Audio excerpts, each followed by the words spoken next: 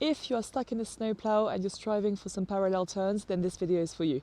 My name is Emily, I'm a ski instructor in Les Contamines in the French Alps, and let's dive in. There are three common mistakes that lead to you being stuck in a snowplow. The first and most common one is where, in order to turn, you rotate your whole body around the corner, like so, which leads you to lean onto the inside of the turn and therefore have a lot of weight on that inside leg. This is precisely what is stopping you from getting back to parallel. In order to be parallel, you need to have your weight on the outside leg and therefore unload the inner leg for it to come back naturally underneath your hips. A second common mistake is where, as you do your turn, the back of your ski gets stuck.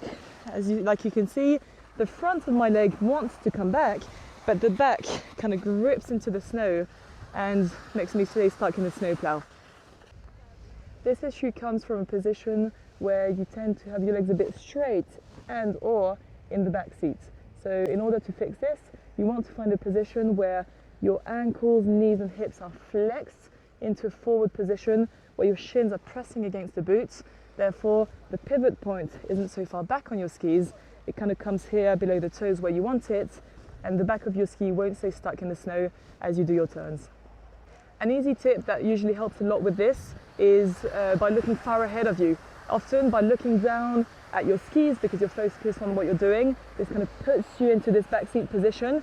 By looking further ahead, you're more likely to lean a little bit more forwards. And the final common mistake is where you're doing a good job at loading the outside leg, unloading the inner leg.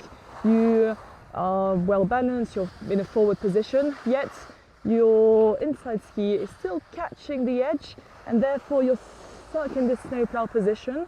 This often comes from a position where your stance is too wide, and even though you're doing a good job, that inside edge is catching the snow. So a simple fix for this is try to narrow your stance and your ski should come back to parallel nice and easily. In order to facilitate this snowplow to parallel transition, make sure you practice on flat terrain, but also that you use the whole width of the slope by doing turns where you have long traverses going side to side to give yourself the time to bring those skis back to parallel. To summarize, the key ingredients to skiing parallel are to keep your weight on the outside leg, that is the leg that is on the outside of the turn, meaning that if I want to go right, I need to have my weight on the left leg.